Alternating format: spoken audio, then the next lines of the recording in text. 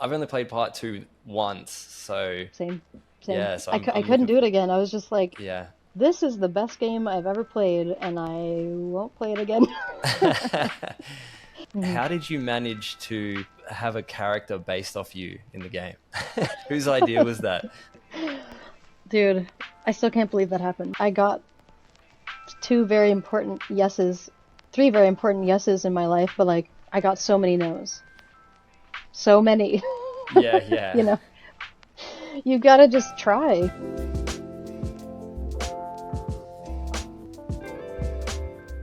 Yeah. Yeah, thanks so much for giving us the time. It's Of awesome to have course, you on yeah. episode 3, which sounds Nice. weird to say, Episode but yeah, 3. yeah. Yeah, thanks for having me. Yeah, cheers. I did see on your socials this morning you were pumped for the GTA announcement video next So week. excited. So Yeah, excited. I think Yeah. everyone is, right. Like it's one of those games that kind of transcends everyone's interest. You know, like some people just Yeah. play FIFA and some people play, Hmm. but GTA, I We feel can like it. all Yeah, we yeah, all gather around the GTA. Yeah, it's funny because like, so long it had just this, this reputation yeah, for so many years, this like misconception, but then it's become just this pop culture like absolute icon. Everyone knows what it is. Everybody loves playing it.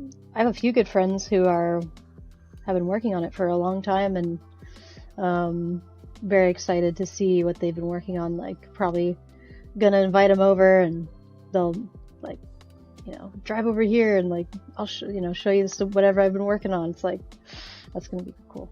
Yeah. yeah. It must be hard for you not to ask questions and them I know. obviously not be able to give you answers. I try to be like sensitive, because it's Yeah. like you don't want to be the person just like hounding them for information constantly. Oh, for But sure. Yeah. sometimes I can slyly get a little bit of whatever. But yeah. Yeah, yeah. No, I know how it goes. Yeah. So we'll get to the fact that you worked at Sony, but how did your love for video games start? Oh man, I think like I've always loved them. Like as a kid, you're like picking up a Game Boy or something like that, or playing it. Usually, like it's older cousins' houses or older friends' houses. Oh yeah. But I think, yeah, for me, like it was the turning point was PlayStation 1, Christmas 1998. You know, Yeah. um, I've got a photo on my Instagram of me on that Christmas with the PlayStation box, and it's Oh like, really? yeah, little did I know that like that little box would change my life. Yeah. Um, like I think we got like a little demo disc with the PlayStation 1, and Yep. it had like Tomb Raider 2 and Tekken 3 and Gran Turismo on it. And shortly after, I think that same Christmas, I got Crash 2. Um, and like that was when it really began, and it was like full force. It was just instant obsession.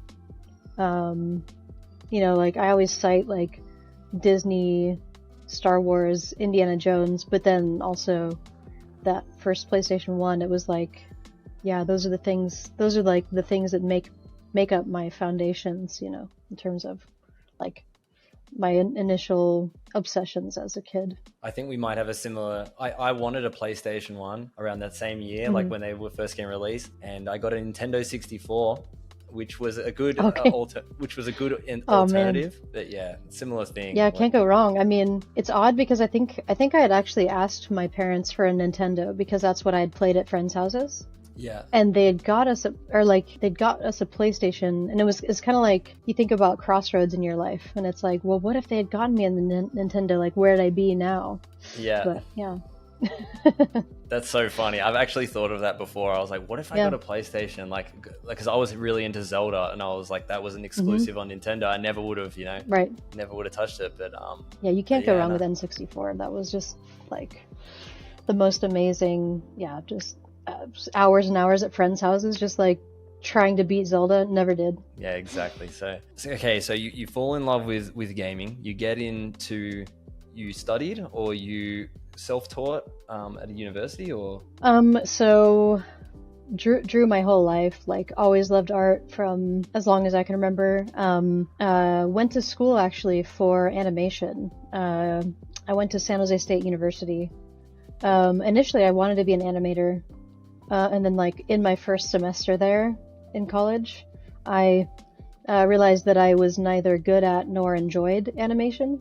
I was like, wait, I have to draw this again and Yeah. again and again and again. I was like, nah, that's not for me. I'd rather like spend weeks on one like illustration than like weeks drawing the same thing over and over again. Personally, like I've always loved animation. I like super respect it as a medium, and I respect people that can do it because I can't.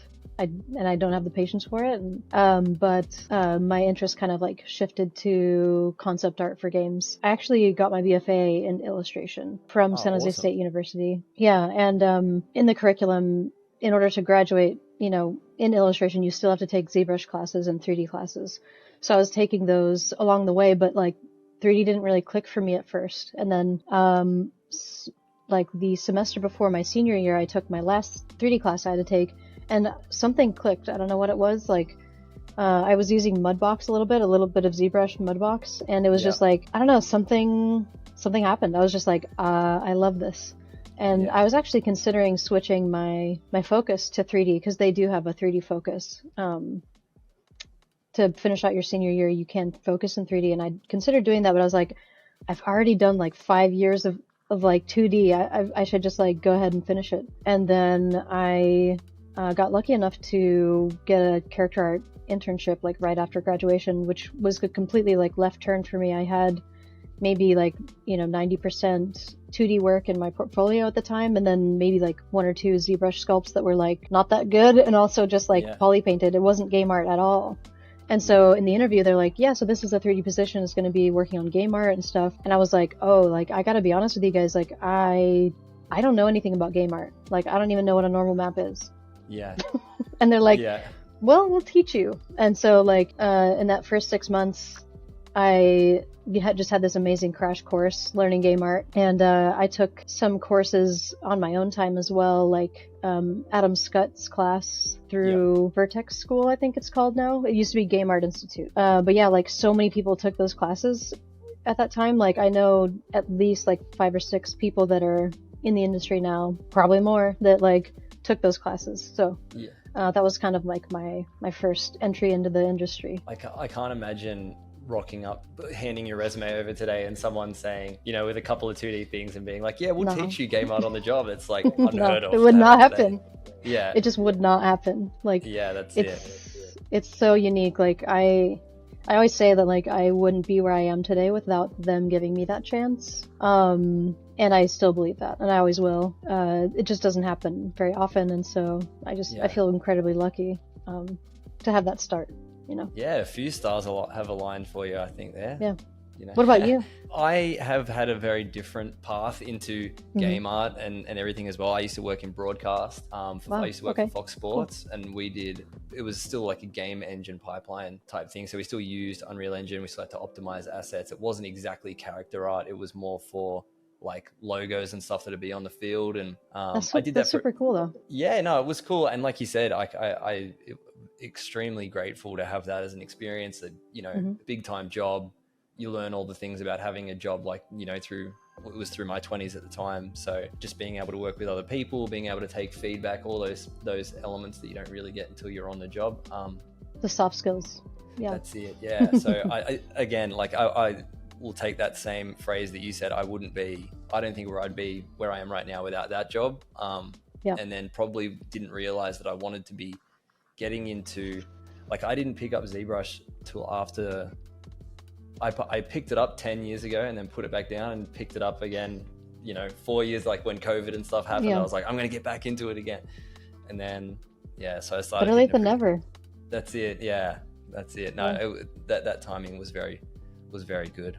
So you do that, you have that studio job. I did see you had a bunch of different industry jobs, like smaller studio jobs.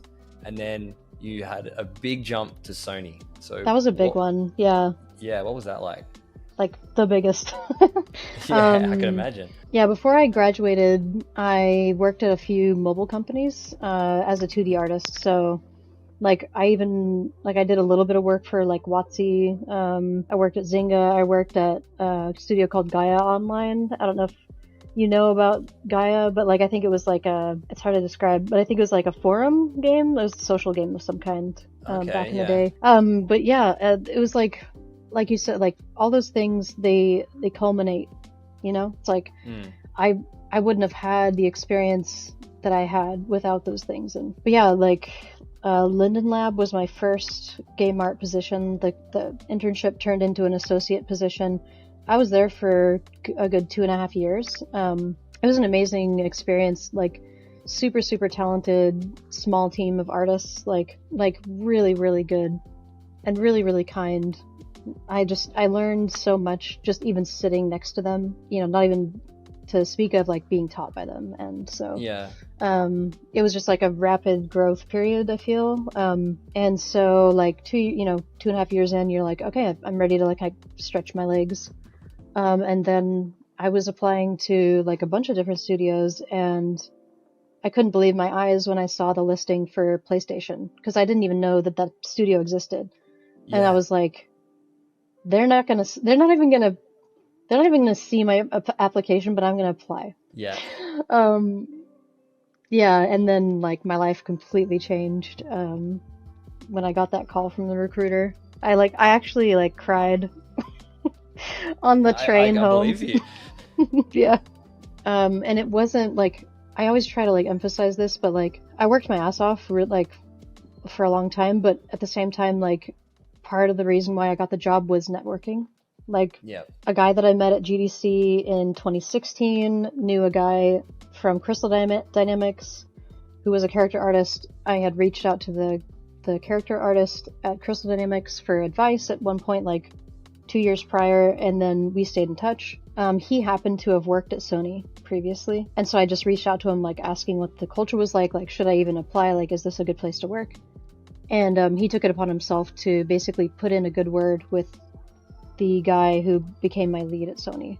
So it was kind of like, you know, those were seeds that I didn't even know I was planting like 4 years ago. And so like that's why I always like emphasize the absolute like crucial nature of networking and like showing up to conventions and like talking to people. But yeah, went over to Sony in August of 2018. And I was lucky enough to be like the first character artist on Last of Us Part 1. So it was just me and my lead for a month, and then we then hired a senior character artist who became our tech artist. His name is Keegan Edwards. And then got to see that project essentially go from nothing to like hundreds of people working on it. And then I was lucky enough to be the first character artist on Last of Us Part 1. And like when I showed up to Sony, like I didn't know that I'd be working on that. I was like, I don't care what I'll be working on, like I need to work at PlayStation. And so like I arrived on my first day and my lead was giving me a tour of the studio, and he's like, so did they tell you what you're working on? I was like, no.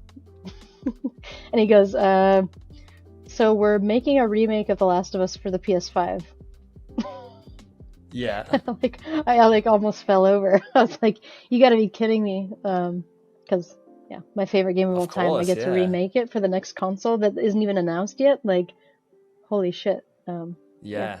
Was there a lot of pressure on that? Like knowing you know it needs to be better than before, and then working with hardware that, like you said, hadn't been released yet? Yeah, I mean, honestly, like my first 2 weeks at Sony, like I was just panicking. I was just like, I don't think I can do, like they're gonna fire me, like I have no idea what I'm doing, like, you know. And it was no reason other than just imposter syndrome and being at a brand new job that's terrifying. But after a couple weeks, I learned how they do things, and I kind of just like, I kind of see it as just stepping stones. Like, it's like, oh, I know how to use ZBrush. It's like, okay, there's my safe space. And then like, oh, now I understand how this database works. Okay, now I understand, like, you're getting your feet under you. But yeah, I feel like, yeah, no matter what, it's like you feel the first couple weeks at a new job, it's like terrifying. But the people at Yeah. PlayStation were just amazing. Like, going from a smaller studio to PlayStation, I thought it would be a lot more corporate, but like it was honestly like almost just as like there was so much camaraderie there. Like, it always felt like very inclusive, a very like welcoming environment. The people that I met there are like some of my best friends that I've met in my adult life. Oh, that's awesome. Yeah, just super, super good people. And it actually makes me a little bit sad that I only got to work with them in person for a year and a half before COVID hit. But I do like honestly cherish that time because it was super fun. Yeah. So that was actually really interesting. I didn't know that PlayStation was the people that did the remaster. I would have thought it'd be Naughty Dog that did it, but we worked on The Last of Us Part 1 for a while before Naughty Dog joined us, because Naughty Dog was full force into Last of Us Part 2. And so we led the charge on Part 1. And then ultimately it became a co-dev situation where we were collaborating with them together to bring Last of Us Part 1 to finish. Yep. But yeah, we were working on the project for years, like before Naughty Dog was able to join us. But that was super fun, seeing that game go from its infancy, like it doesn't exist, to, it's two of us working on it, two character artists, to a full character team, hundreds of people working on it across multiple studios. Crazy. It was a dream come true, and I think I hope I have a long career, but I hope that I get to do a lot of really cool shit, but I think that's probably going to be one of the most special things that I've ever done in my life. I can imagine. Yeah, it's very special. Yeah, it's unbelievable. So you move over to Naughty Dog after Sony. I remember, I think was at the start of this year, right? Correct. Yeah, it's almost been a year now, but it went by fast. Is there much difference in the studio thing, or like you said before, even between the smaller ones, there's really not that much of a difference? It's strange because coming over to Naughty Dog has been the easiest job transition I've ever made in my life, because oh wow, yeah, which sounds weird. You would never think that working for your dream studio, you're like, oh, this is easy. Because I'd spent the last 4 years working with Naughty Dog directly, so it felt very comfortable, very natural. I don't want to say completely comfortable, because joining a new studio, especially one that you've dreamed of working on since you were 8 years old, it's a huge deal. And anytime I go to the office, I feel like a kid, because I'm just walking through the halls, past all the merch from all the years and all the signed posters and all the awards, and it's just I'm here, holy crap, so it's you have to still pinch yourself. But it just, I had already gotten to know quite a few of the people on Naughty Dog's team, and so it was it felt very, very comfortable to make that transition. So yeah, it would have felt a little bit they eased you in, right? After having kind of, like you said, co-working with them. Yeah, it felt very natural. And yeah, the people on, I really miss my teammates at PlayStation. It was a really hard, even though it was I'm going to my dream studio, it was still a hard decision, because I love the people at PlayStation and I loved what we were doing so much. Have nothing but great things to say about it. Oh, that's awesome. That's so good. So yeah, obviously like you said, it's hard to kind of leap from there to what's the next thing. Everything might seem a little bit subpar compared to, one of the greatest video game franchises of all time. Mm-hmm. How did you manage to have a character based off you in the game? Whose idea was that? Dude, I still can't believe that happened. So, actually most of our team, unfortunately, they stopped scanning. So PlayStation Visual Arts, they do a huge amount of scanning for any given project. In fact, PlayStation Visual Arts, they work on most, if not all, first-party titles. So any of the first-party studios, PSVA will do like huge amounts of work on. So like if you think about like anything from Insomniac or Santa Monica Studio or Sucker Punch or Bend or Naughty Dog. Like PSVA is like the kind of like it's you have Naughty Dog, but then you have PSVA, the underdog. Like they're working on everything and like they're really really skilled, and so they do a ton of scanning.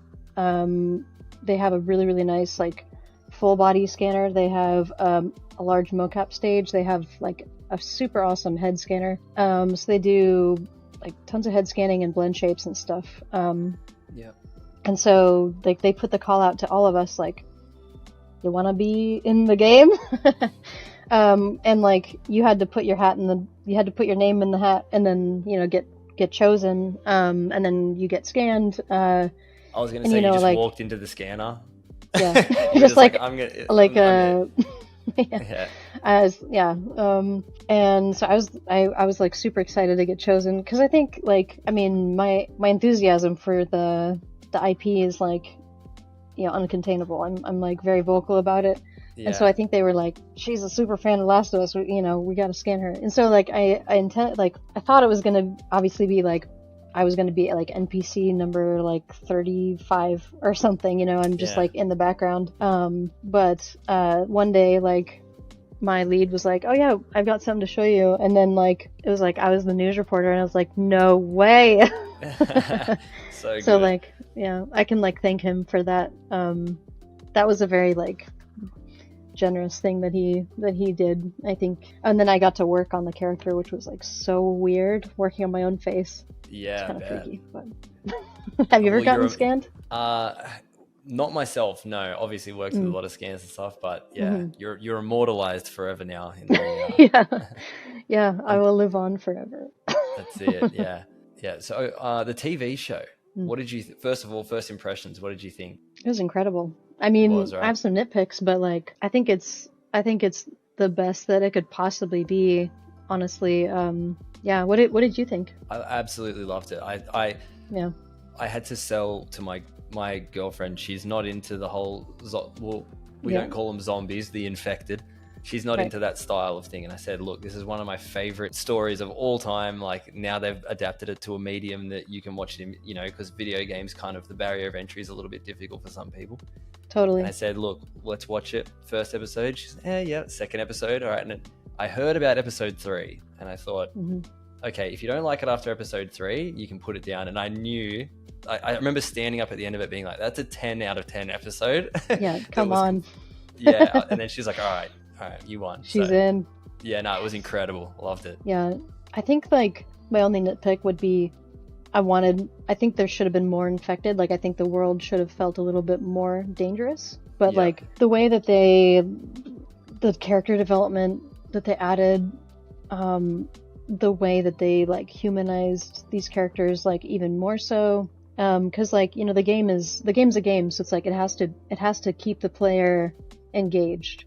You have to have a lot of action, but with a show you can kind of put the action in the backseat and let the medium do its thing, like play to its strengths. And I think that they 100% did that. I think Bella and Pedro were just incredible castings. Honestly, amazing castings all around. Yeah, I was very very pleased. Okay, I was like, now like my mom knows what Last of Us is. Like she's watched it. It's like sweet. My mother-in-law watched Last of Us. They know why we're so obsessed with it. It's like it's kind of like what I was saying, right? Like where it's I was saying it for a decade. I remember telling people after playing this game on PS3, just being like, this is the best, and they're like, dude, it's a video game. Like what are you talking about? This was like the Breaking Bad era. This was where all this great Walking Dead, and I was like, could be the best story ever of any medium, television, movie, video game, anything to me. And I just remember talking to my dad about it, saying I hope one day that they make it into a movie or a TV series so you could watch it. And then now he's watched it and he's like, oh, I get what you were talking about. They understand now. And I mean, the success of the show speaks for itself. Obviously like the game is incredibly successful, but the success of the show is like so inspiring and so heartening. Yeah. That it's like you can translate this from one medium to the other and have a huge group of people loving these characters the way that we do. And yeah. I could talk about it for forever, but I know, no, same. It's all good. Yeah.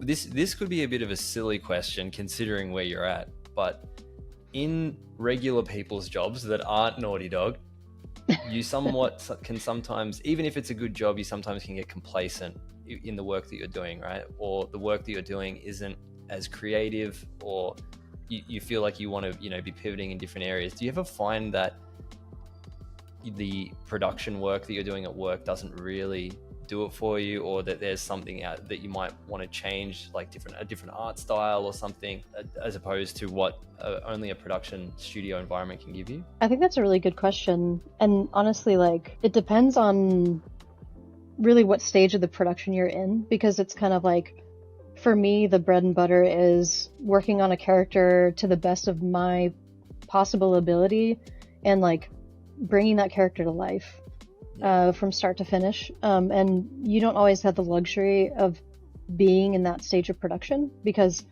a game takes many years to make. And so, you could be in the pre-production stage where you're kind of like in between things. Or you could be, in the thick of production, having a great time, You could also be in the thick of production doing certain tasks that you don't super enjoy. Because, like, for me, I've always seen the technical aspect of character art as like a means to an end, where the end is art, the end is creative, and the means are technical.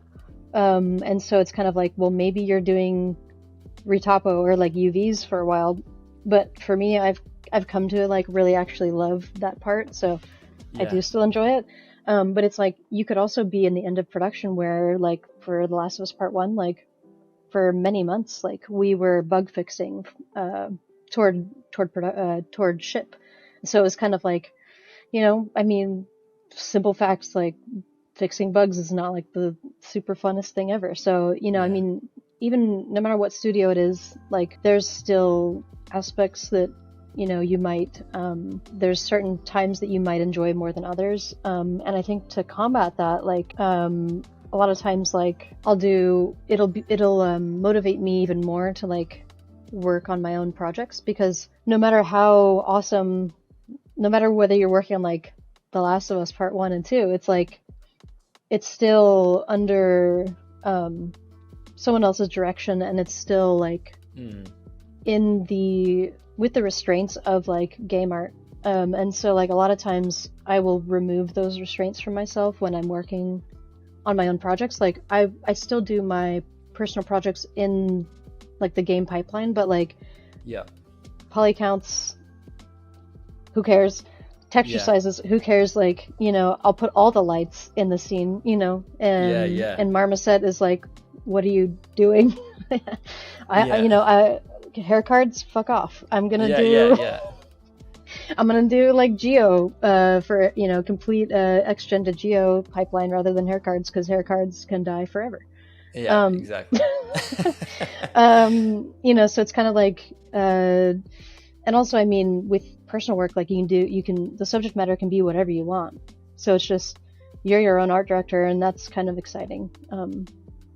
So yeah, I would say like the antidote is almost always like personal work, or even just getting outside and traveling and seeing loved ones and going to eat good food and stuff. It's like living life is always like the antidote. Yeah, no, that's, well, that's even when you said it before, you were like, retopo and UVs, like a lot of people, like if you have the time and you can get in the zone with that stuff, like I enjoy doing that stuff, even on my personal projects.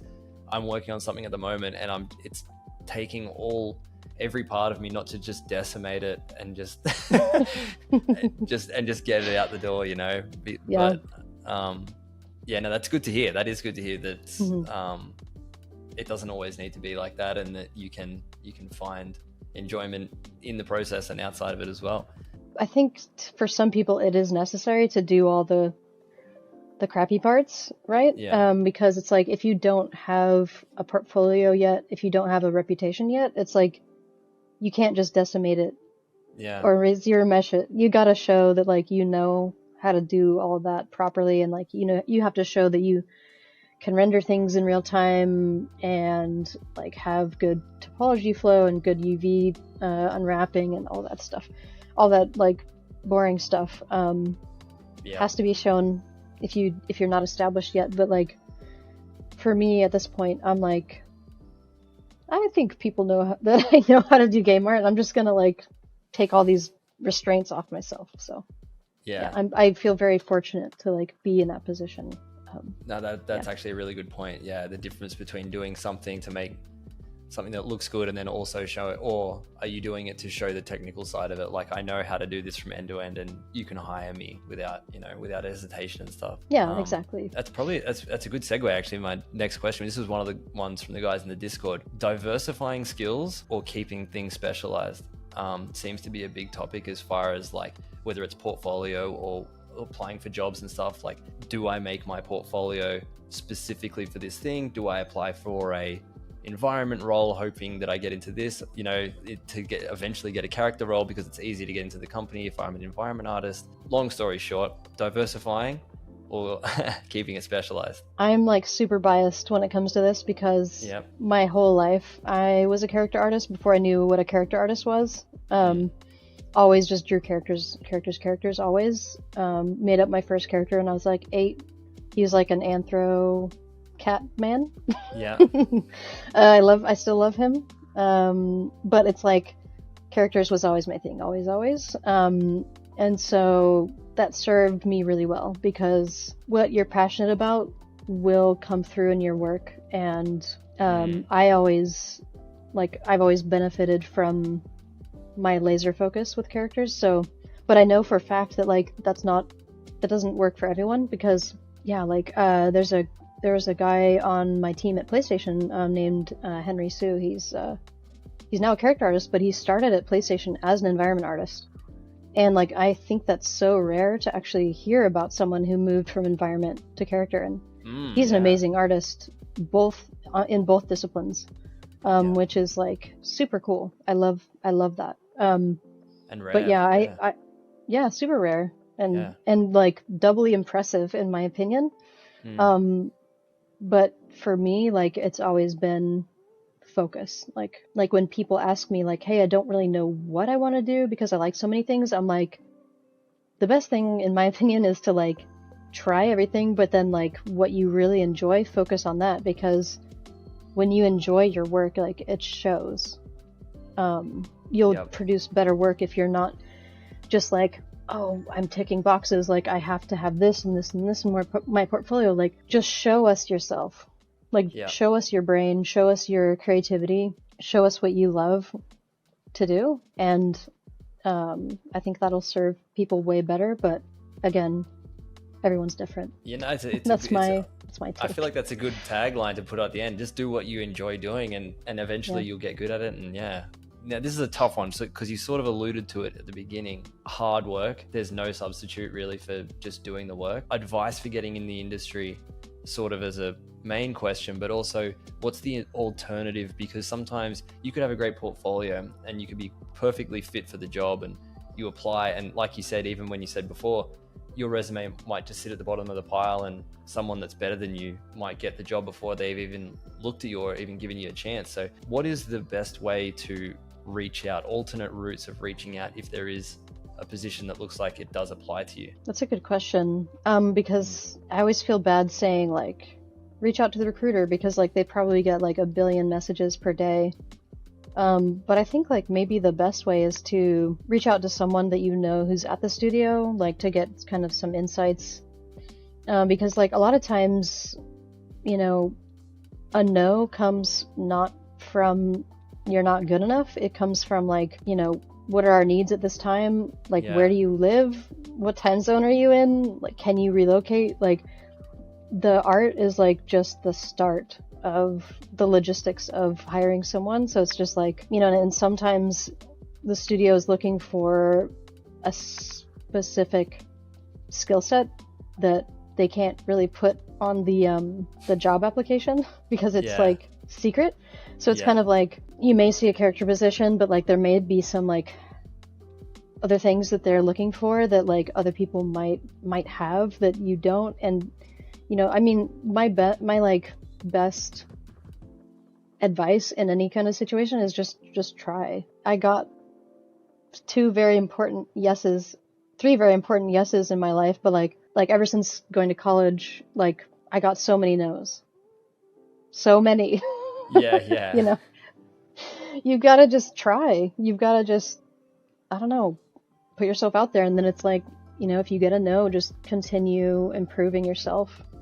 Yeah. And the thing is, like, you're probably not going to get feedback because they've got a lot of applications to go through. So it's just keep trying to improve. And like you said earlier with the no substitution for hard work, like I have like some kind of like conflicting feelings on that because at my college, like San Jose State, it's an amazing program. I wouldn't be where I am without it. But there is a, like, as with any art program, there is a certain amount of glorifying hustle and glorifying like sleepless nights and such. And it's like, it's strange because like I never ascribed to that. Like I always try to do my work.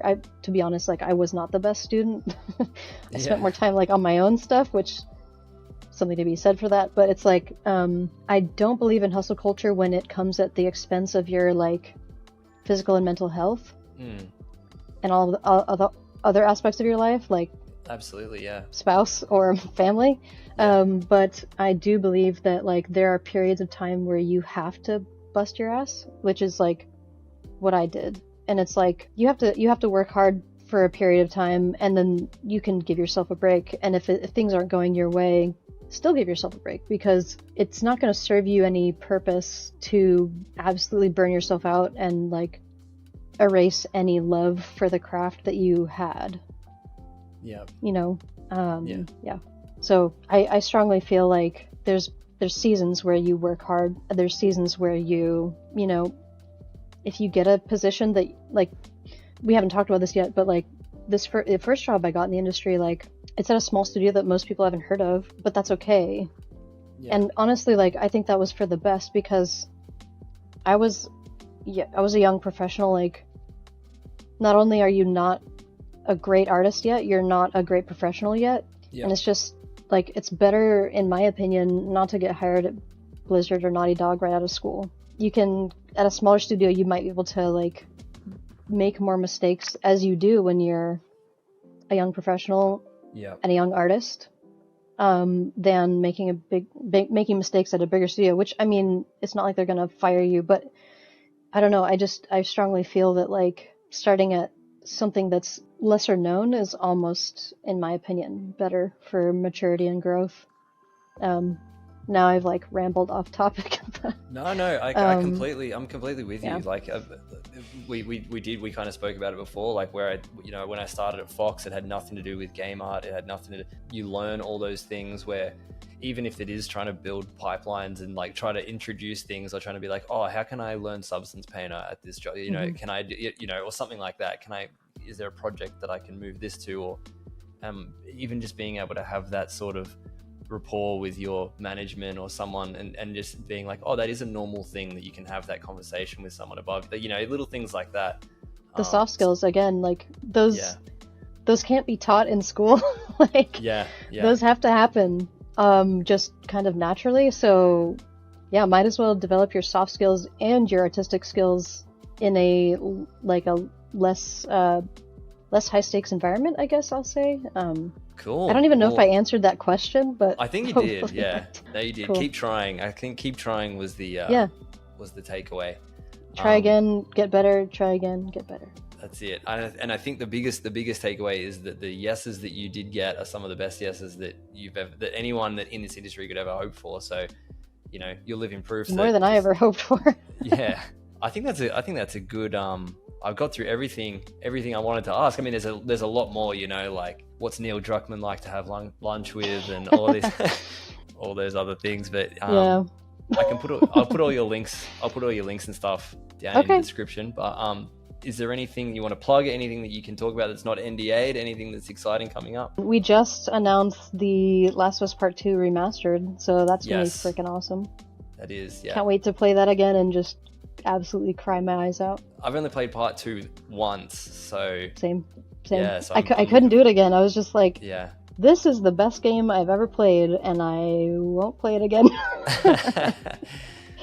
No, that's awesome. Thanks so much for your time and yeah, of course. letting us pick your brain a bit. And yeah, this was fun. yeah, I'm sure we'll chat again in the future. Yeah, let's do that. All right. No worries. See you, Colleen. Have a good one. Have a good one. Bye. Bye.